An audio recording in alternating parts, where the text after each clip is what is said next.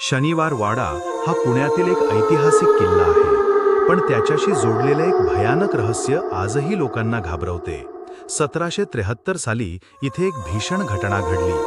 पेशव्यांच्या राजवाड्यात तरुण पेशवा नारायणराव पेशवा राहत होते. एका रात्री राजवाड्यात अचानक गोंधळ माजला. काही सैनिकांनी राजवाड्यावर हल्ला केला. घाबरलेले नारायणराव अंधाऱ्या दालनातून पळू लागले. ते मदतीसाठी ओरडत होते, "काका, मला वाचवा." म्हणतात की त्या सैनिकांना त्यांना पकडण्याचा आदेश दिला गेला होता. काही क्षणातच त्या तरुण पेशव्याची निर्दयी हत्या करण्यात आली. त्या रात्रीनंतर शनिवार वाड्याच्या भिंतींनी एक भयानक रहस्य कायमचं जपून ठेवलं. आजही अनेक लोक सांगतात की पौर्णिमेच्या शांत रात्री शनिवार वाड्याच्या आतून कुणीतरी मदतीसाठी ओरडत असल्याचा आवाज ऐकू येतो. तोच आवाज, "काका, मला वाचवा." रात्री उशिरा वाड्याजवळ गेलेल्या काही लोकांनी अजब सावल्या आणि थंड वाऱ्याची विचित्र झुळूक जाणवल्याचंही सांगितलं आहे.